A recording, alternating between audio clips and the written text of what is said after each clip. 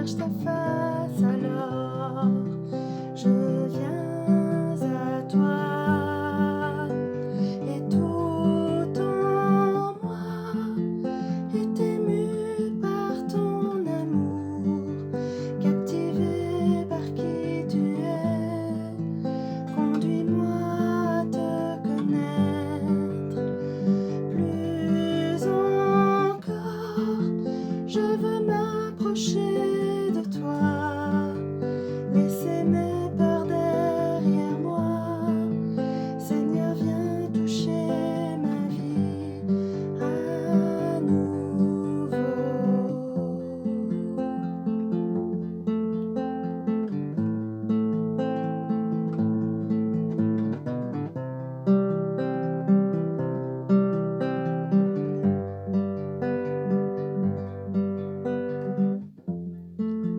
Comme le soleil à l'aurore, comme la brise dans la nuit, ta paix me restaure, tu me donnes la vie. Il n'y a aucune hésitation dans ton amour, ton affection. Rien n'est comparable. Seigneur, mon cœur désire plus de toi. Mon cœur recherche ta face, alors je viens à toi. Et tout en moi est ému par ton amour, captivé par qui tu es. Conduis-moi à te connaître plus encore. Je veux m'approcher de toi, laisser mes peurs derrière moi.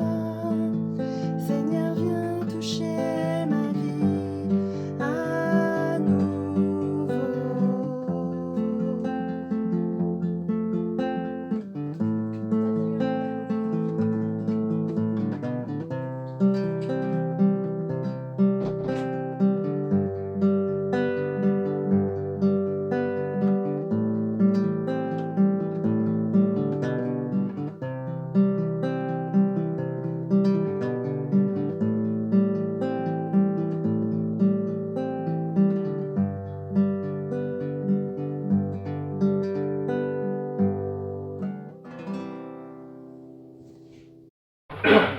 Le Seigneur m'a mis à cœur de vous parler un peu de l'œuvre de la parole de Dieu, ce qu'on appelle la Bible.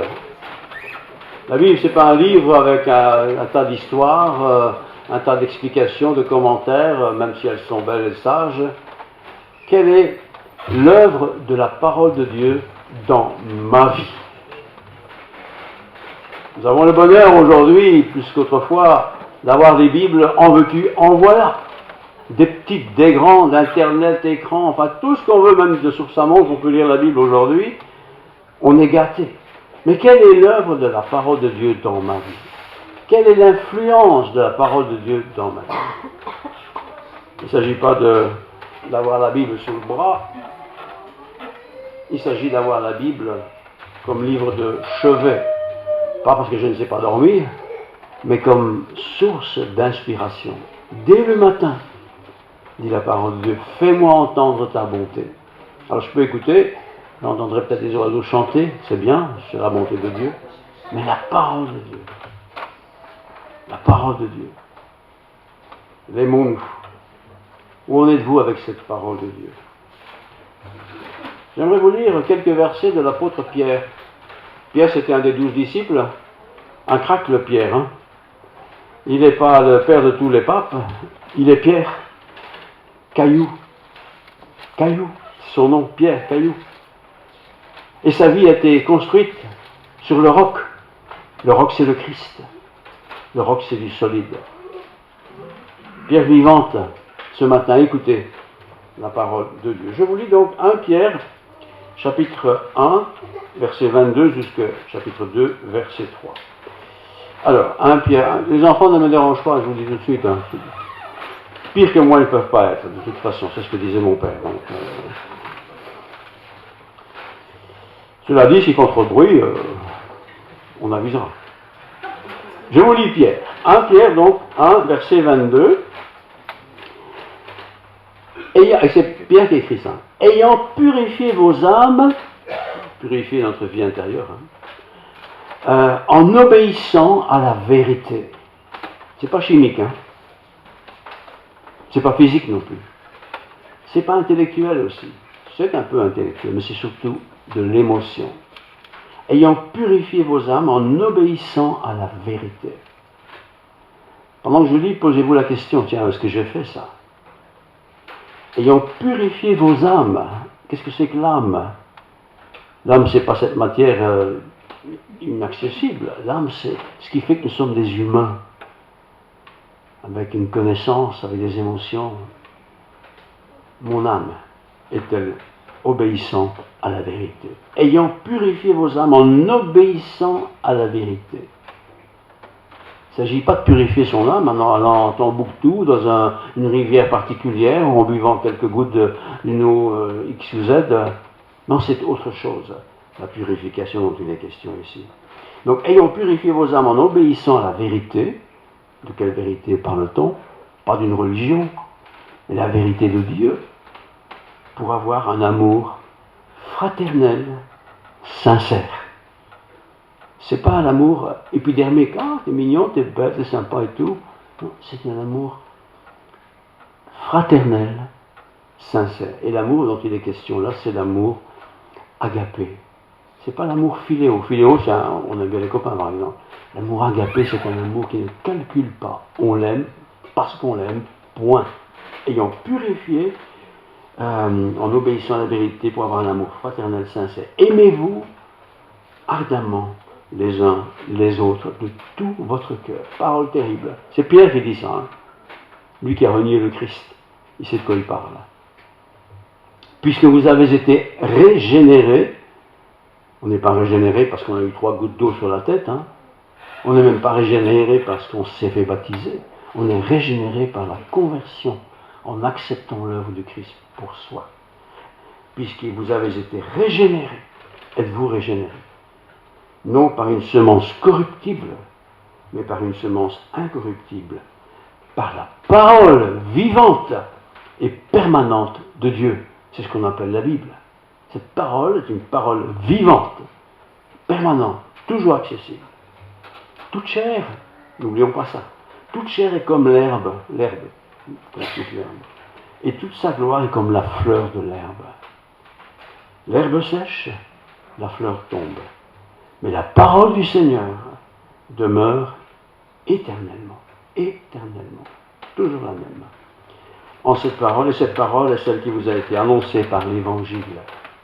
Ce n'est pas un discours de conférencier, ce n'est pas un discours d'intellectuel, ce n'est pas un discours d'universitaire, c'était la plus grande université, c'est une parole qui est annoncée par l'Évangile. L'Évangile, c'est la bonne nouvelle. Par cette bonne nouvelle, Dieu me parle. Je continue, chapitre 2. Rejetant donc, c'est la conséquence, rejetant, poubelle, toute méchanceté et toute ruse. Je rejette ça. Ça n'a rien à faire dans ma vie. Je n'ai rien à faire avec la dissimulation. J'ai rien à cacher. J'ai rien à faire avec l'envie. L'envie, dehors. La médisance, dehors de ma vie. Désirer au contraire, comme des enfants nouveau-nés, du bébé, le lait spirituel est pur. Un bébé, on lui donne une tétée, il est content. Il ne se casse pas la tête si... Non, il est content, il est heureux, il est bien. Désirer comme des enfants nouveau-nés, le lait spirituel est pur. Ici, ce n'est pas du lait de la maman ou d'une marque quelconque, c'est le lait de la parole de Dieu. L'Évangile, afin que par lui vous croissiez pour le salut. Cet Évangile, cette parole de Dieu, nous fait croître, nous fait grandir. Et au plus je connais cette parole, au plus je découvre Dieu, et au plus je m'approche de Dieu, ou plutôt Dieu s'approche de moi. Et vous, si vous avez goûté, la question, si vous avez goûté que le Seigneur est bon. Tout le monde n'a pas goûté ça. Beaucoup de gens n'ont jamais goûté du tout. Mais si vous avez goûté que le Seigneur est bon, approchez-vous de lui. Pierre vivante. Si j'ai goûté le Seigneur, que le Seigneur est bon, ça veut dire que je l'ai pris dans ma vie, je l'ai accepté volontairement. Mais comme je l'ai accepté qu'il est dans ma vie, eh bien je suis comme une pierre vivante. Approchez-vous de lui, pierre vivante, rejetée par les hommes. Ah oui, beaucoup de gens n'aiment pas ça. Mais précieuse devant Dieu. Jusque-là, la lecture de la parole de Dieu. L'œuvre de Dieu en nous. L'œuvre de la parole de Dieu en moi. Quel est l'effet de cette parole? Est-ce que cette parole a un effet sur moi? Est-ce que quand je lis la parole de Dieu, aussi bien la Genèse que jusqu'à l'Apocalypse, un passage, un texte, une histoire, qu'est-ce que ça me fait? C'est pas simplement lire comme je lis un livre, parce que tout ce qui est là est vrai, c'est parole de Dieu. Mais que fait cette parole de Dieu dans ma vie? Quel empressement j'ai de lire cette parole de Dieu? Il ne s'agit pas de lire 50 chapitres par jour. Je me nourris de toutes sortes de choses chaque jour. Pas trop peu. Équilibré. La parole de Dieu, c'est la même chose. C'est elle qui me nourrit. Et Dieu soit béni qu'aujourd'hui, nous avons tous la possibilité d'avoir la parole de Dieu. Les livres, il y en a tant et plus, mais la parole de Dieu, parole de vérité, parole de justice, parole de sainteté, et bien d'autres choses encore. Ta parole est la vérité. J'aimerais retenir 7 versets de cette lecture que j'ai faite à l'instant de l'apôtre Pierre. Pierre, c'était, vous le savez, un caïd. Hein. C'était un chef-né, quoi. Fonceur, mais se cassant la figure. Souvent, quand on est un fonceur, vous savez, celui qui booste tout le monde, comme on est fonceur, on se casse la figure parce qu'on ne prend pas assez de temps pour le recul et réfléchir. Il est important de bien réfléchir. Première chose, l'obéissance à Dieu. L'obéissance qui purifie. Ce n'est pas l'obéissance servile, toute bête, là, je fais parce que Dieu me dit de le faire, point. Non, c'est l'obéissance qui purifie. Dire la parole de Dieu, frères et sœurs, c'est, en tout cas, c'est mon sentiment, mais c'est aussi, je pense, la pensée de Dieu, c'est me laisser purifier par cette parole. Je ne lis pas toujours les mêmes versets, parce que la Bible est un tout. Il y a l'Ancien Testament, il y a le Nouveau Testament. Ce n'est pas parce que c'est marqué Ancien Testament que c'est ancien, que je n'en lis plus. Je raconte, on lit les histoires des uns et des autres. On découvre les interventions de Dieu, comment il est intervenu dans telle et telle situation. Et puis le Nouveau Testament, c'est le message sur le Christ. Le Nouveau Testament, l'Ancien Testament me purifie. Quand je lis la Bible, ce n'est pas comme un roman que je lis et puis je mets ça là. Non, je lis. Seigneur, qu'est-ce que tu me dis là? Ça, je ne suis pas allé voir tous les commentaires et dire qu'est-ce qu'il dit sur le commentaire. Non, le commentaire c'est très bien, mais c'est la vie de quelqu'un, ça. Mais la parole de Dieu, qui, guidée par le Saint-Esprit, me donne de rendre cette parole, qui sont des mots, des lettres, des textes, me rend avec une sensibilité renouvelée par la présence du Saint-Esprit, me donne un sentiment de compréhension qui est rafraîchissant. Le même texte que j'ai lu la semaine passée, où il y a un an, tout d'un coup, il me dit autre chose, c'est les mêmes mots. Mais il me parle autrement, parce que je suis autrement aujourd'hui que hier. Hier, j'étais peut-être tout à fait en grande forme, aujourd'hui, je suis peut-être déprimé. Et pourtant, le texte est toujours là.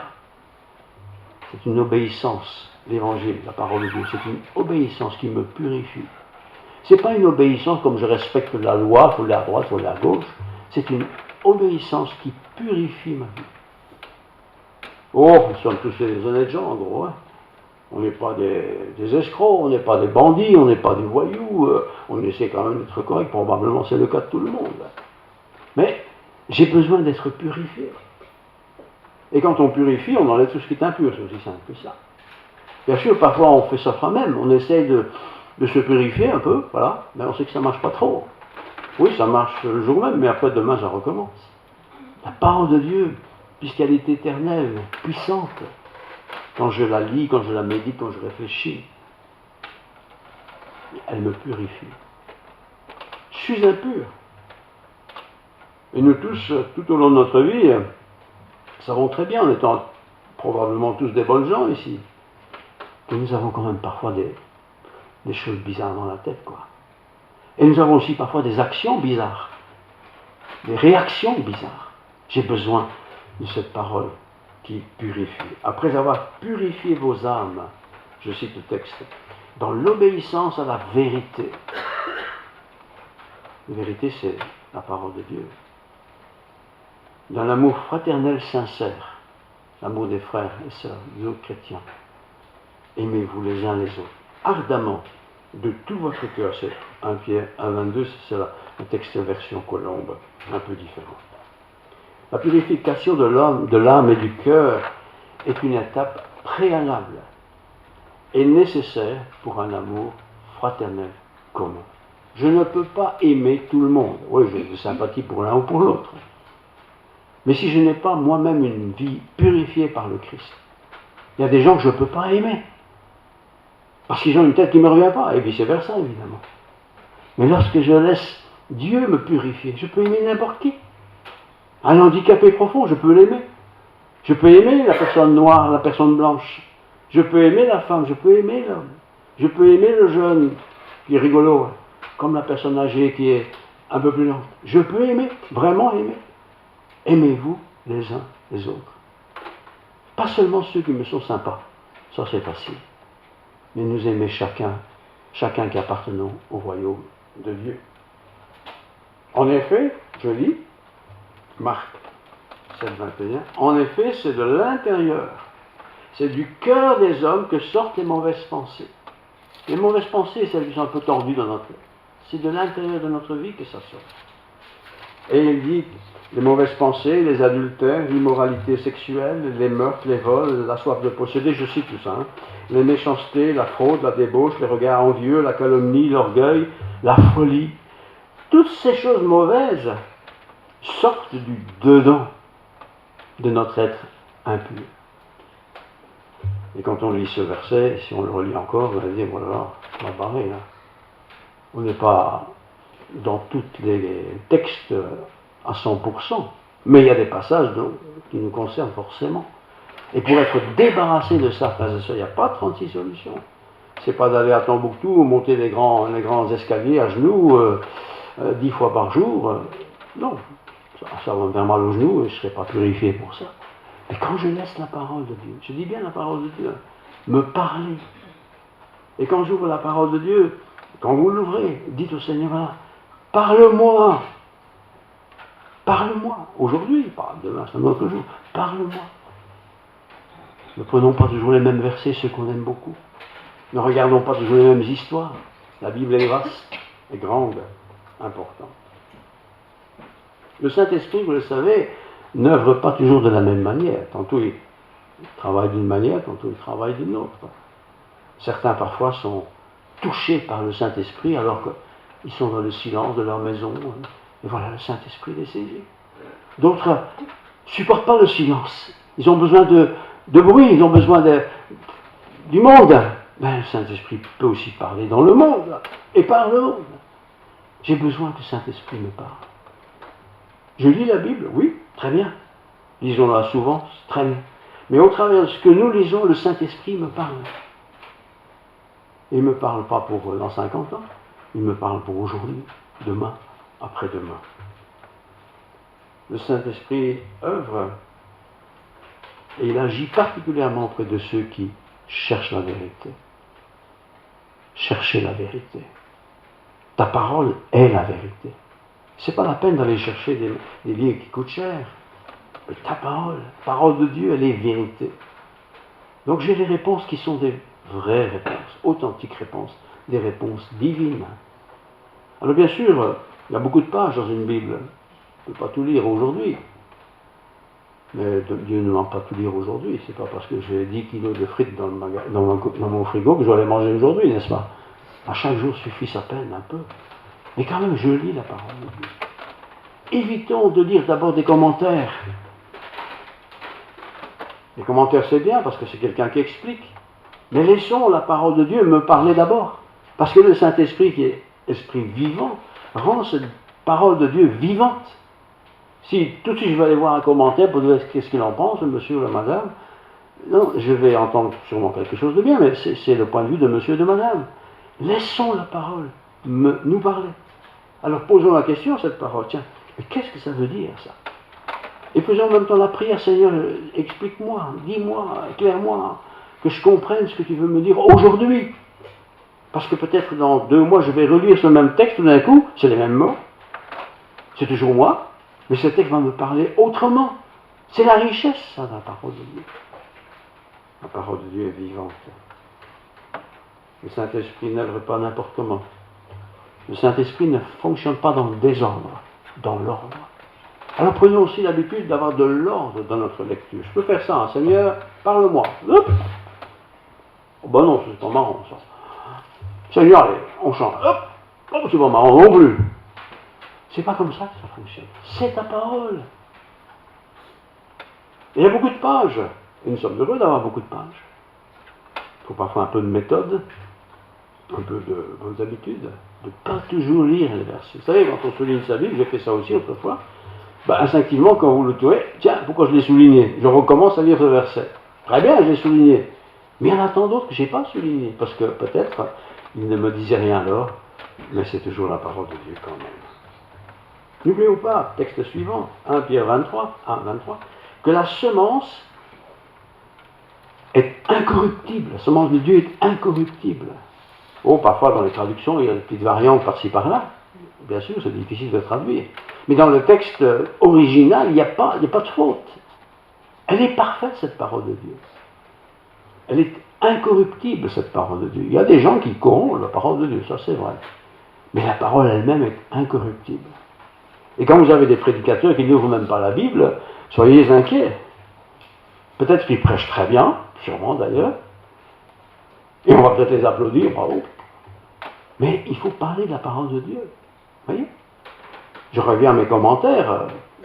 Tous les pasteurs ont beaucoup de livres. On leur propose des livres pas trop chers. On aime bien ces livres, on lit ces livres, ça prend du temps.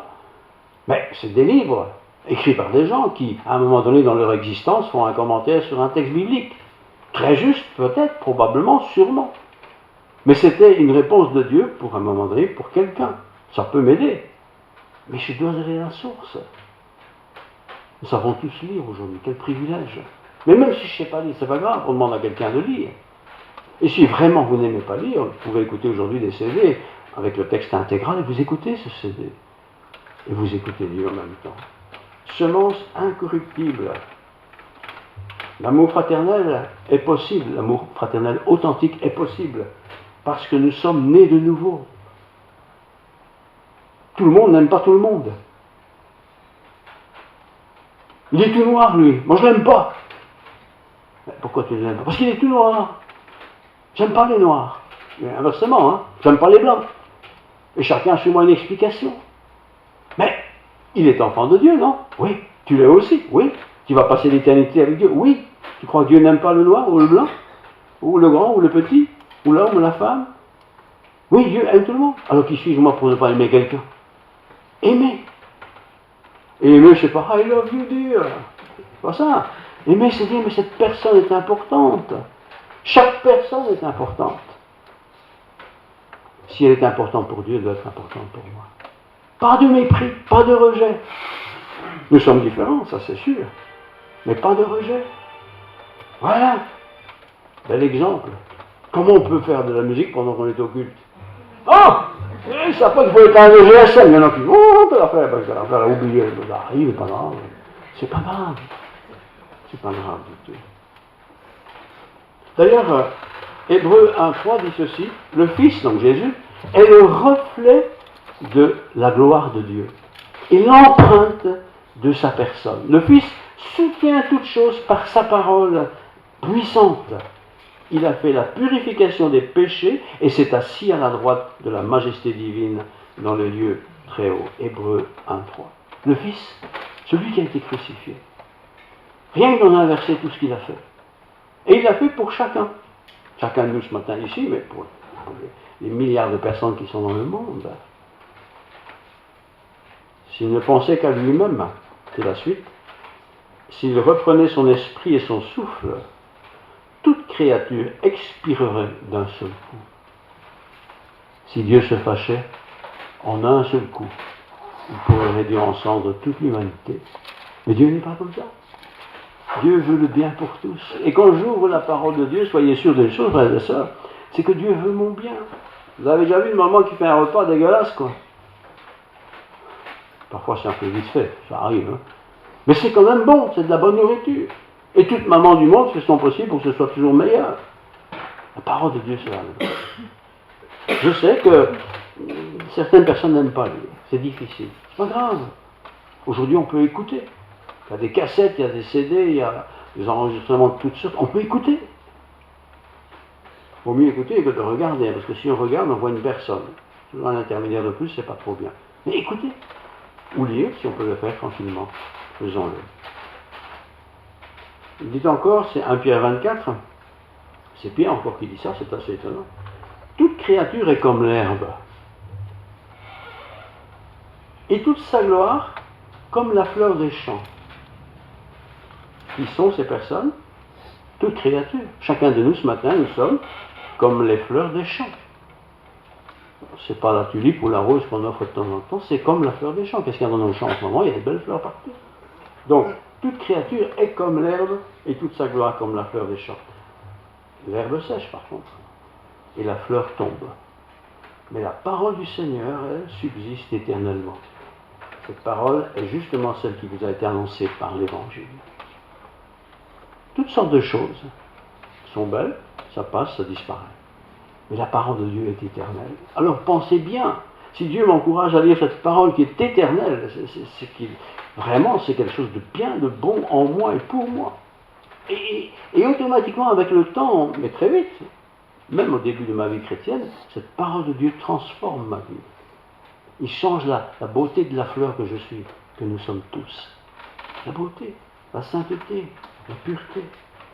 Les fleurs sont éphémères, c'est vrai, mais la gloire dure toujours. Je cite encore Ésaïe, cette fois-ci, Ancien Testament, Ésaïe 40.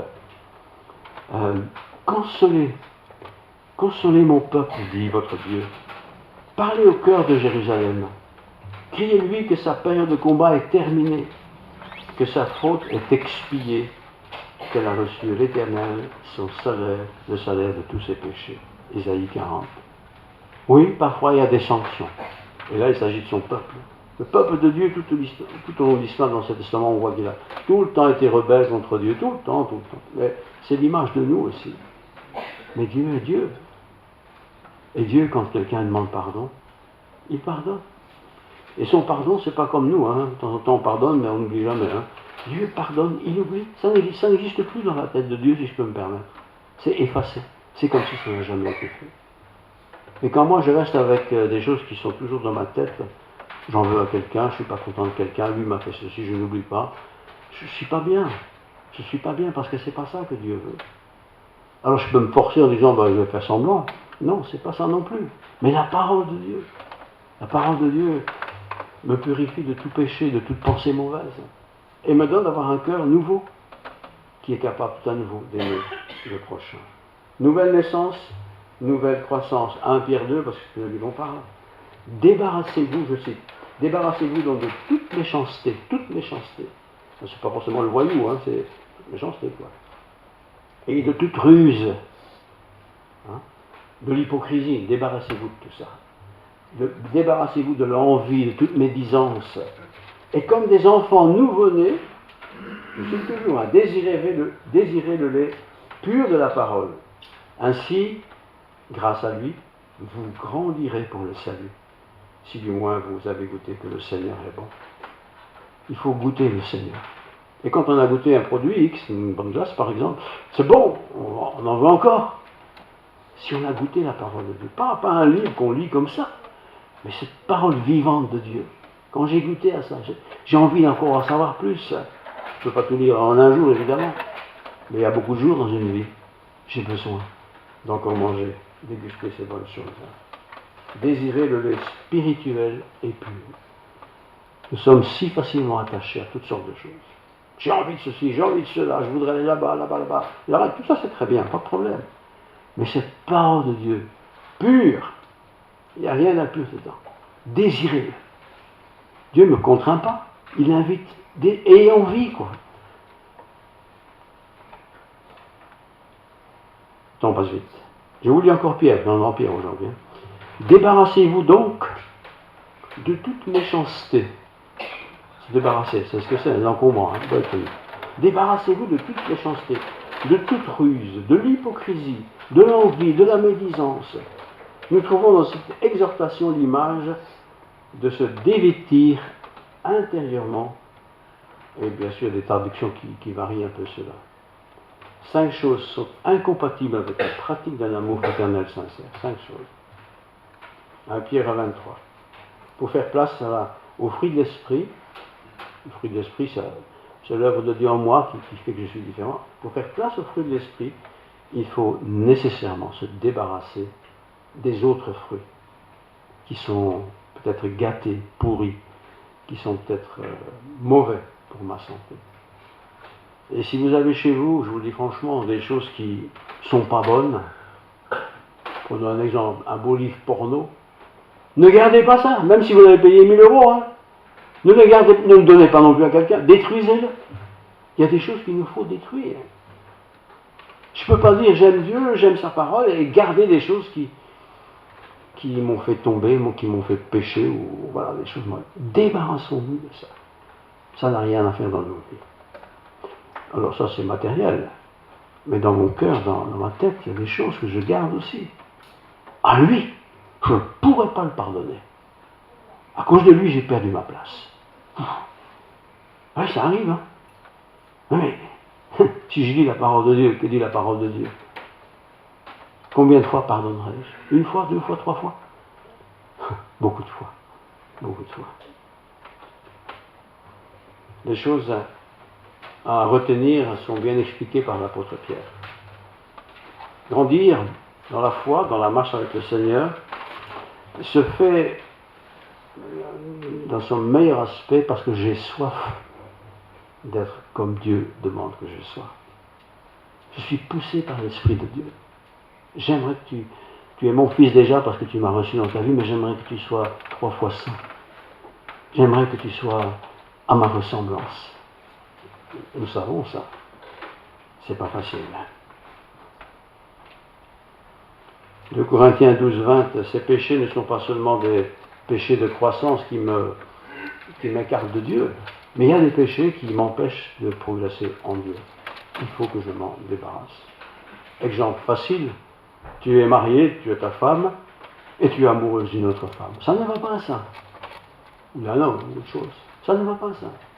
Mais humainement, on peut comprendre. Souvent, on peut comprendre, du bah oui, ils ne s'entendent pas avec sa femme, non. Mais c'est pas juste. Alors je dois m'en débarrasser. Sinon, que fait le Seigneur? Il se tait. Il ne va pas dire, bon, on laisse tomber ce sujet, on va parler d'autre chose. Non. Dieu revient toujours là où il m'a laissé la dernière fois. Où j'ai été arrêté, où j'ai dû réfléchir, prendre des décisions. Comme des enfants nouveau-nés, désirer le lait pur de la parole. C'est ça, hein. C'est pas un beau temple, un beau bâtiment, une belle église, des gens sympas, c'est pas ça. Comme des enfants nouveau-nés, désirez le lait de la parole. Ainsi, grâce à lui, vous grandirez dans le salut. On est sauvé entièrement, hein. Mais parfois notre foi en Dieu est tellement entachée de doutes, d'inquiétudes, d'angoisses, de non-certitude. Et peut-être que tout ça est lié au fait que nous flirtons trop avec le péché. Alors débarrassons-nous du péché. Et vous verrez que Dieu est bon. Que Dieu donne son Saint-Esprit, qu'il nous le donne généreusement. Et si je lui laisse beaucoup de place, généreusement, il prendra de la place. Et il me fera du bien. Je serai apaisé devant toutes sortes de situations. C'est pourquoi nous disons, je cite un Thessaloniciens, c'est pourquoi nous disons sans cesse à Dieu toute notre reconnaissance de ce que, en recevant la parole de Dieu que nous avons fait entendre, quelqu'un en a parlé, vous l'avez accueillie non comme la parole des hommes, mais comme celle qui est vraiment la parole de Dieu agissant en vous qui croyez. Des discours, il y en a tant et plus dans le monde, des conférences, il n'y a pas de problème, tout ça existe. Mais désirez la parole de Dieu. Et si nous avons du mal à saisir cette phrase, regardons un bébé là, qui est encore en train de prendre le sein de sa maman. Regardez, regardez un mortier, mais regardez, vous savez tout. Il n'a pas les yeux ouverts, mais il est bien. Et il y va allègrement. Et il se sert généreusement. Et quand il a fini, il est bien, ou elle est bien. C'est ça la parole de Dieu. Si la parole de Dieu est pour moi un livre que je lis parce qu'on m'a dit de le lire, c'est pas bon, c'est pas agréable, c'est fatigant. Et j'aurai pas de plaisir. Par contre, quand j'ai laissé le Seigneur venir dans ma vie, eh ben, j'écoute ce qu'il me dit, tout simplement. Je n'ai pas la peine de lire 25 pages non plus. Bah, si vous voulez, mais chaque jour, je fais sa peine. Goûtez et constatez comment l'Éternel est bon. Psaume 34, verset 8. Goûtez et constatez comment l'Éternel est bon. Avez-vous goûté? Probablement oui, mais avez-vous goûté pleinement le Seigneur dans votre vie? Dernière chose, Dieu n'est pas dur avec nous. On pense parfois que Dieu est exigeant et que ce qu'il exige, c'est pas possible. Celui qui n'avait qu'un talent s'approcha de Jésus. On a parlé de ça il n'y a pas très longtemps. Celui qui n'avait qu'un talent, pas grand-chose, s'approcha de Jésus. Et il dit, Seigneur, je savais que tu es un homme dur. Et comme j'ai reçu pas beaucoup, je l'ai caché. Vous savez ce que Jésus a dit? Malheur à toi.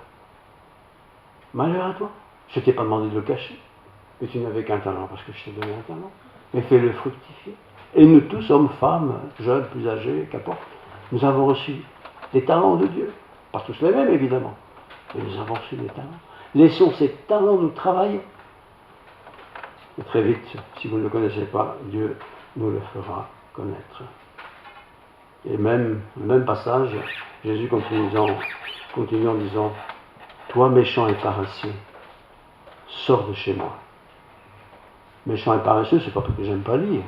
Méchant et paresseux parce que tu ne veux pas te laisser transformer. Dernier texte, Jean chapitre 6, verset 60. Plusieurs de ses disciples, après l'avoir entendu dire, cette parole est dure, qui peut l'écouter? Écoutez l'évangile, on peut le lire, mais c'est dur les paroles de Jésus, parce qu'elles ne sont pas naturelles.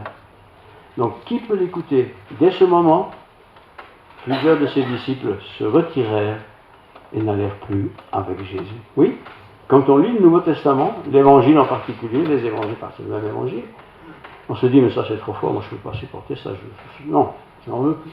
Et on se retire. Ils n'ont pas commis spécialement de péché, mais ils se retirent, parce que c'est trop dur. Et c'est parce qu'il a oublié que lorsqu'on lit la parole de Dieu, Dieu me donne son esprit. Et son esprit me donne de comprendre ce que j'ai besoin de comprendre aujourd'hui. Alors je conclus, attachons-nous fermement à la parole de Dieu, à l'évangile en particulier. L'évangile, bonne nouvelle. Laissons-nous prendre par cette parole de Dieu, qu'elle m'envahisse. Je ne comprends pas tout, c'est pas grave. Mais ce que j'ai compris, c'est déjà pas mal. Et quand j'aurai compris et mis en pratique ce que j'ai compris, je passerai à un autre point. Et je vais grandir, et je vais être bien. Et quand est-ce que je vais être bien? Quand mon entourage immédiat me dit, t'as changé toi? Tu n'es plus comme avant? Tu me cries plus dessus à tout bout de champ? Tu ne respectes pas tout le temps? On change. Ça, c'est la force de l'évangile. Prions. Seigneur, merci pour ta parole. Ah oui, nous connaissons déjà ces choses. Mais il faut nous les rappeler parce que nous avons besoin de grandir. Nous avons besoin de nous développer spirituellement. Nous avons besoin de communiquer, de partager, de faire connaître au monde qui tu es. Seigneur, merci pour ce temps que nous avons passé. Nous avons chanté, nous avons écouté des témoignages, nous avons écouté ce bel évangile, cette bonne nouvelle.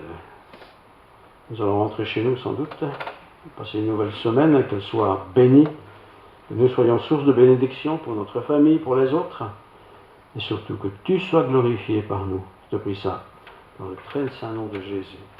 Amen.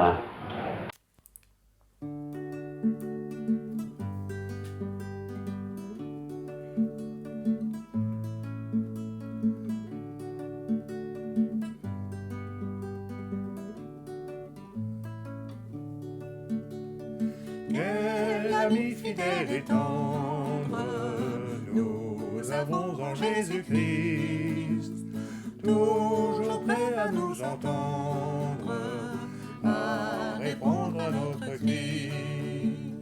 Il connaît nos défaillances, nos chutes de chaque jour. sévère en ses exigences, il est riche dans son amour. Quel ami fidèle et tendre nous avons en Jésus-Christ, toujours prêt à nous comprendre quand nous sommes en souci. Disons-lui toutes nos craintes, ouvrons-lui tout notre cœur. Bientôt ces paroles saintes nous rendront le vrai bonheur. Quel ami fidèle et tendre nous avons en Jésus-Christ, toujours prêt à nous apprendre à vaincre en comptant sur lui. S'il nous voit vrais et sincères à chercher la sainteté, il écoute nos prières et nous met en liberté. Quel ami fidèle et tendre nous avons en Jésus-Christ, bientôt il viendra nous prendre pour être au ciel avec lui. Suivons donc l'étroite voie en comptant sur son secours. Bientôt nous aurons la joie